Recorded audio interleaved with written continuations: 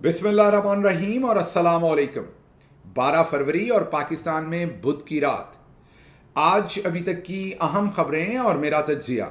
सबसे पहली खबर, पाकिस्तान तहरीक इंसाफ से शेर अफजल मरवत को फारिग कर दिया गया, हटा दिया गया, निकाल दिया गया। ज़रा सख्त लफ्ज़ होता है तो मैं फारिग कर दिया गया लफ्ज़ के ऊपर ही फोकस रखूँगा।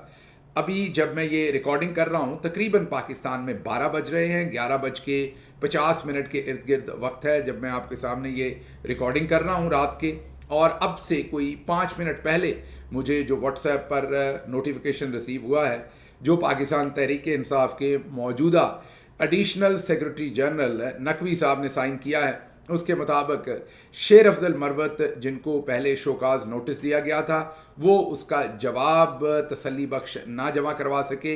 अब पार्टी में उनकी बुनियादी रुकनीत को ख़त्म कर दिया गया है और उन्हें पार्टी से निकाल दिया गया है। असल में ये तो नोटिफिकेशन है और कानून और कायदे की बात है। इसके पीछे जो आज की डेवलपमेंट है वो ये है कि आज इमरान खान साहब को जब जेल के अंदर ये बताया गया कि जो हाल ही में स्वाबी के अंदर जलसा हुआ था, उसकी हमने रिपोर्ट भी आपके सामने रखी थी। याद होगा, हमने अपना तज्जिया तो कम देने की कोशिश की थी। जियो टीवी ने वो जिस तरीके से रिपोर्ट किया था वो आपके सामने रखा था कि किस तरीके से जब सलमान अकरम राजा, जो पाकिस्तान तहरीक इंसाफ के सेक्रेटरी जनरल हैं, वो तकरीर करने आए थे तो शेर अफजल मरवत स्टेज पर खड़े हो गए थे और उन्होंने नारेबाजी शुरू करवा दी थी। उसके बाद जब अली अमीन गंडापुर तकरीर करने के लिए आए थे तो शेर अफजल मरवत ने उनके साथ वो वहाँ तक पहुँचे स्टेज पर और अली अमीन गंडापुर साहब ने उनको माइक पकड़ने दिया अपने आप से पहले। और वहाँ से शेर अफजल मरवत साहब ने कहा कि हम तो मुश्किल वक्त के साथी हैं, जब मुश्किल वक्त था तो हमें मौका मिलता था, अब मुश्किल वक्त पार्टी का ख़त्म हो गया तो हमारे लब सी दिए गए हैं, इसलिए मेरी ज़ुबान जो है वो अली अमीन गंडापुर बोलेंगे। अच्छा, अब ये बड़ा इंटरेस्टिंग जुमला था क्योंकि वहाँ खड़े हर शख्स की, जितने भी पॉलिटिकल लीडर्स हैं, वो तो यही समझा जाता है कि वो इमरान खान की ज़ुबान बोलेंगे या इमरान खान की बात करेंगे। लेकिन वहाँ पर शायद शेर अफजल मरवत ये कहना चाह रहे थे कि जो मैं कहना चाहता हूँ वो अब अली अमीन गंडापुर कहेंगे। बहरहाल ये जो सारी बदमज़गी हुई और इससे पहले भी जो कुछ हो रहा था पिछले कई महीनों से, वो इमरान खान साहब के सामने बार बार रखा गया। आज जब रखा गया तो मेरी 2 लोगों से बात हुई जो वहाँ मौजूद थे आज इमरान खान साहब से जेल में मुलाकात के अंदर, और दोनों ने मुझे कंफर्म किया। इस नोटिफिकेशन से मैं पहले की बात कर रहा हूँ, अब तो खैर नोटिफिकेशन आ गया तो सभी को ही पता है और सोशल मीडिया पर वो शेयर हो चुका हुआ है। लेकिन इससे पहले मैं आपको ये बता रहा हूँ कि मुझे 2 लोगों ने कंफर्म किया था कि आज इमरान खान साहब ने बग़ैर किसी लगी लिपटी के ये इंस्ट्रक्शन दी कि शेर अफजल मरवत को पार्टी से फारिग कर दिया जाए। वहाँ मौजूद एक शख्सियत ने यह भी कहा कि वो MNA हैं, उनको फारिग ना किया जाए, एक सीट कम हो जाएगी, नुकसान हो जाएगा। तो इमरान खान साहब ने कहा कि पहले जहाँ इतने नुकसान हुए हैं, ये भी सही, एक MNA की सीट है, कोई मसला नहीं, आप उन्हें फौरी तौर पर फारिग करें क्योंकि पार्टी के डिसिप्लिन और जो लोग नज़रिए के साथ खड़े हैं उनका एहतराम ज़्यादा ज़रूरी है। अच्छा, अब और भी इमरान खान साहब ने काफ़ी नई अपॉइंटमेंट्स हाल ही में करवाई हैं, चेंजेस करवाई हैं, नई सफ़बंदी हुई है, पॉलिटिकल कमेटी में भी कुछ चेंजेस आई हैं, वो सब कुछ आपके सामने रखता हूं। लेकिन पहले, क्योंकि इसके ऊपर बहुत सारे लोग मुझसे सवाल पूछते थे और अभी भी यूरोप के इस टूर में भी मेरे से बहुत सारे लोगों ने शेर अफजल मरवत साहब के बारे में प्राइवेट जो गैदरिंग थी उनमें सवाल पूछे, वो सब भी ये व्लॉग सुन रहे होंगे तो आप सबको याद है कि जब भी आप मेरे से सवाल पूछते थे तो मैं यही कहता था कि ये पार्टी का अंदरूनी मामला है, इस पर मैं निजी गुफ्तगू जो है छोटी टोलियों की सूरत में वो नहीं करूँगा। मैं नहीं कहूँगा कि शेर अफजल मरवत साहब बुरे हैं या अच्छे हैं, उन्हें निकालना चाहिए, रखना चाहिए। तो आप सबको याद होगा मैंने इज्तनाब किया इस पर बात करने के लिए क्योंकि ये पार्टी के इंटरनल मामलात में से एक है। हाँ, जितनी बात मीडिया में आती है वो मैं, क्योंकि मीडिया में ऑलरेडी आ चुकी होती है तो उसको मैं रिपोर्ट करता हूँ व्लॉग में। लेकिन आज क्योंकि फैसला हो चुका तो मैं कुछ चीज़ें आपके सामने रखता हूँ। शेर अफजल मरवत साहब का जो करियर है वो ज़ाहिर है उतार चढ़ाव की एक दास्तान है। वो आए और छा गए, आप सब ने एक दफ़ा उनको निजात दहिंदा समझा, माना, अप्रिशिएट किया और वो वजह थी कि 9 मई के बाद जब कोई नहीं निकल रहा था तो वो निकले थे। दूसरे लफ्ज़ों में भी ये भी कह सकते हैं कि जब 9 मई के बाद कोई निकल नहीं पा रहा था तो उनको निकलने दिया गया। ये एक बहस है जो हो सकती है, लेकिन ये बात वाज़ेह है कि जब पूरे पाकिस्तान में तहरीक इंसाफ के किसी शख्स को कोई जलसा जुलूस करने की इजाज़त नहीं थी तो तब शेर अफजल मरवत साहब निकले उनका एक इमेज बना, उनका एक दबंग चुलबुल पांडे वाला उनका इमेज बना। चुटकुला भी देते थे वो, मजाक भी करते थे, दलेर बात भी करते थे, नाम भी उनका शेर है, फिर जाहिर है पठान भी हैं, तो तमाम चीज़ें मिलके एक बहादुरी की दास्तान उनके साथ रकम करती थी, जिससे उनके साथ केपी से भी बहुत सारे लोग जुड़े और पूरे पाकिस्तान से लोग उनके साथ जुड़े और उन्हें लगा कि एक जुर्रत का वो नमूना है। उसके बाद वो मामलात को संभाल ना सके, एक के बाद दूसरा उनसे मामलात जो हैं वो उनके हाथ से गए। एक तो वो अपनी परसेप्शन को ना संभाल सके, एन उस वक्त जब इमरान खान साहब ने हतमी कॉल दी तो एक दफ़ा वो बीमार हो गए। जब वो बीमार हुए तो उसके ऊपर भी बहुत तबसरे हो सकते हैं, जाहिर है एन उस वक्त पर बीमार होना। फिर एक सहाफ़ी ने लिख दिया कि वो तो कोसार मार्केट में बैठे खाना खा रहे थे जिस दिन उनकी बीमारी की बातें थी, वो बातें होंगी। बहरहाल मतलब ये कि कंट्रोवर्सीज ही रही सारी की सारी बातों में। और जब वो लोगों को निकाल भी रहे थे तो उस ज़माने में भी हमने देखा कि वो लंदन गए, पीछे से उन पर गद्दारी और बगावत का पर्चा दर्ज हुआ। जब वो वापस इस्लामाबाद एयरपोर्ट उतरे तो उनको किसी ने गिरफ्तार नहीं किया, हालांकि सख्त तरीन पर्चा था। और गद्दारी और बगावत का पर्चा अमूमी तौर पर फौजी लीडरशिप की तरफ से, जनरल साहबान की तरफ से कहने पर दर्ज होता है। वो वहाँ उतरे, वहाँ पर उन्होंने प्रेस टॉक भी की, 8-10 लोगों ने उन्हें रिसीव किया, वहाँ पर टिकटॉक्स बनी, बड़े आराम से वो अपने घर चले गए। अगले दिन भी उनको किसी ने कुछ नहीं किया। उसके बाद उससे अगले दिन वो अदालत गए और वहाँ से उन्हें ज़मानत भी मिल गई। तो उनकी कभी गिरफ्तारी नहीं हुई, सवाए लाहौर में एक गिरफ्तारी उनकी हुई।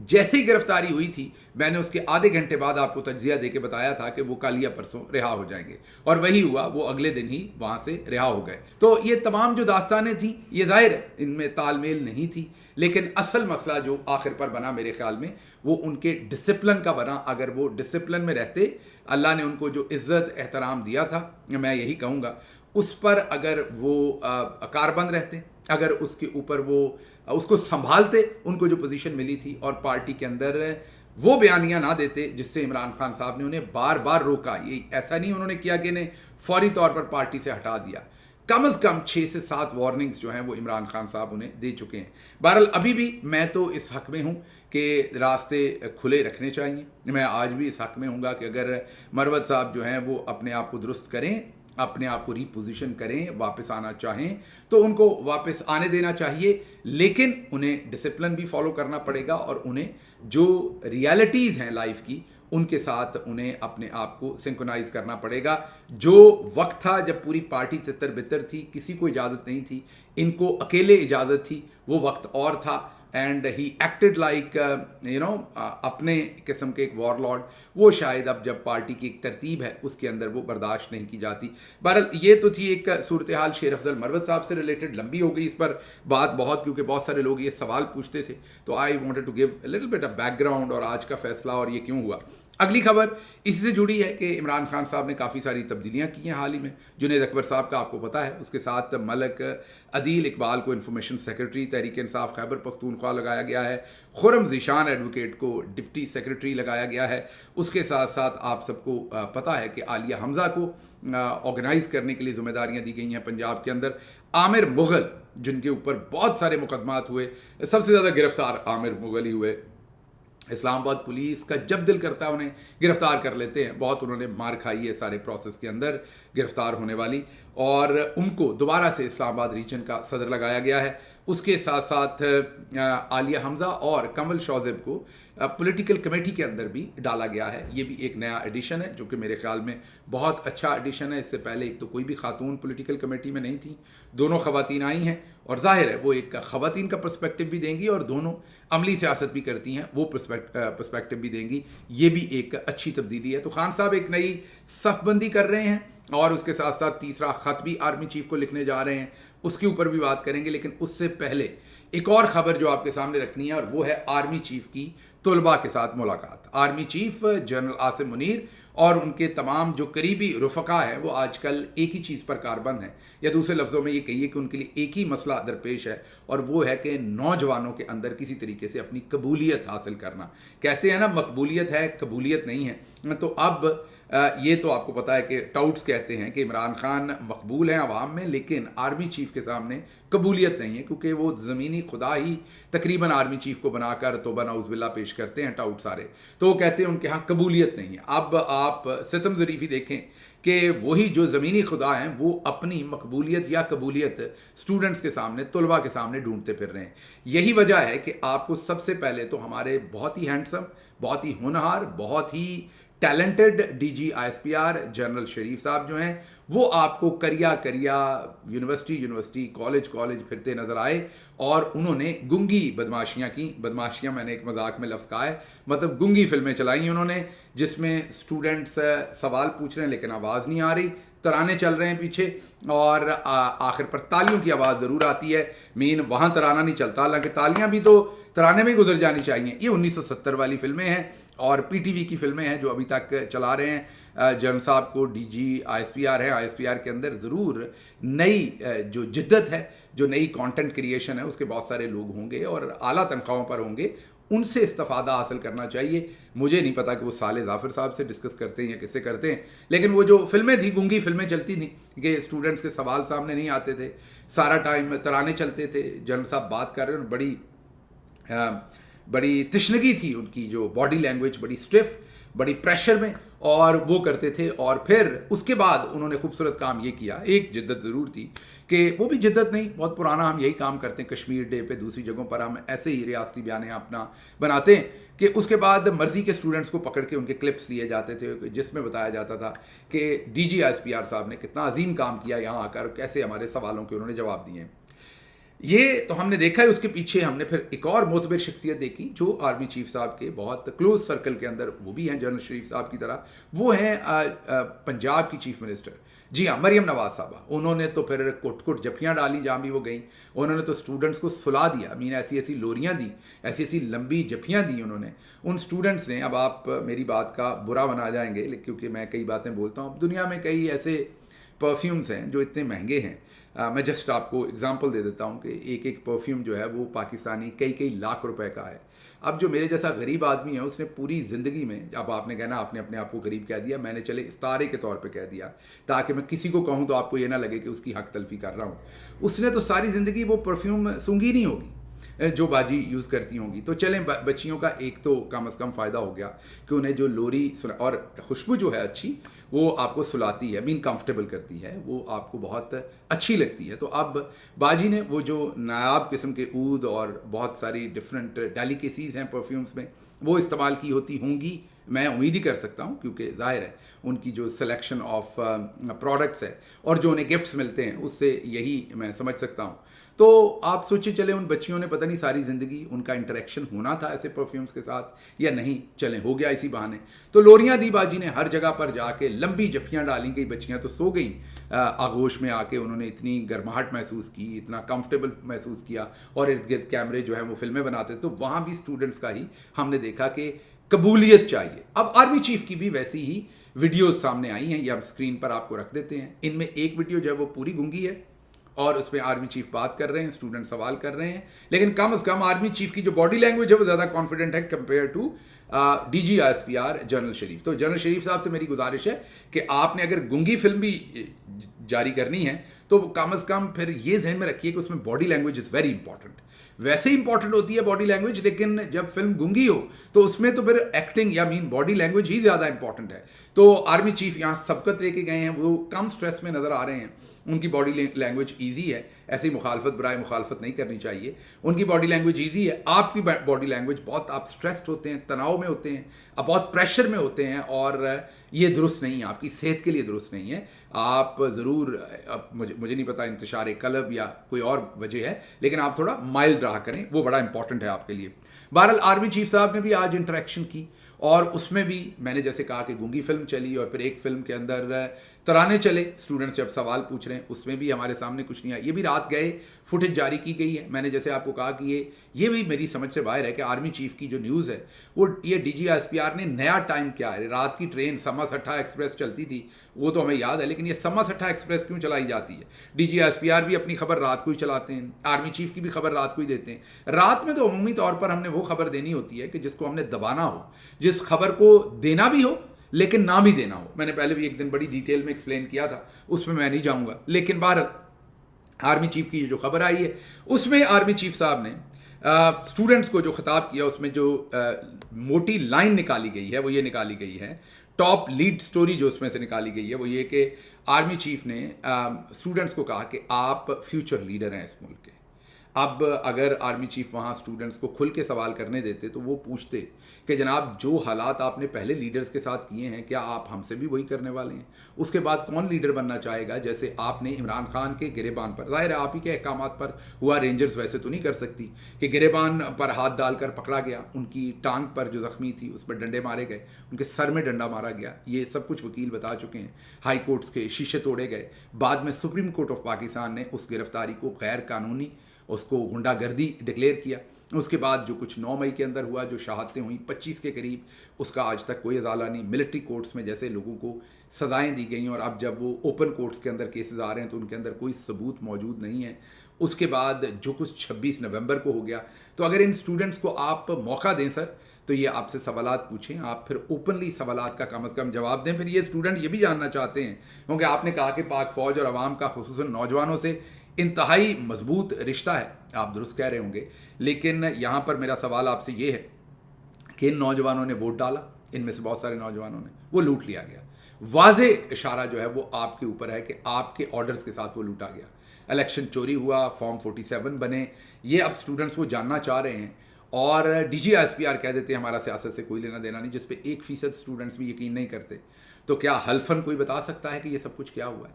اگر آپ نے واقعی ان کے دل جیتنے ہیں اور آپ نے بیان دیا کہ خلیج کی کوشش ناکام رہے گی, تو خلیج ڈال کون رہا ہے؟ ظاہر ہے آپ ڈال رہے ہیں, آپ کی سیاست میں انوالومنٹ ڈال رہی ہے سر. چوروں کی پشت بنائی آپ نے کی, الیکشن لوٹ کر ان کو دیا. زبان زد عام ہے, ہر چوک, ہر تھڑے, ہر جگہ پر یہ بات چیت ہے کہ فوج کی مدد کے ساتھ یہ سب کچھ جو ہے وہ الیکشن لوٹا گیا, اور آج الیکشن کے نتائج جو ہیں وہ چینج ہوئے. آپ کو اللہ کو حاضر ناظر جان کر یہ ان نوجوانوں کو بتانا پڑے گا کہ یہ جو اغوا برائے بیان تھے یہ کون کروا رہا تھا, کاغذات کون چھین رہا تھا, یہ زبردستی کی پریس کانفرنسز کون کروا رہا تھا. آپ کو یہ بتانا پڑے گا کہ گھروں میں گھس کر توڑ پھوڑ کون کر رہا تھا, لوگوں کے پیاروں کو یا لوگوں کو اغوا کر کے برہنہ کر کے تشدد کون کر رہا تھا. یہ سب کچھ جب ہو رہا تھا تو خلیج تو بڑھے گی نا. اب یہ ساری چیزوں سے خلیج تو نہیں آئے گی. آپ کسی کے منہ پہ رکھ کے تھپڑ ماریں گے تو وہ واپس مسکرا کے تو آپ کی طرف نہیں دیکھے گا, اس کی آنکھوں میں کم از کم غم, غصہ اور آپ کے لیے گلا تو ہوگا نا.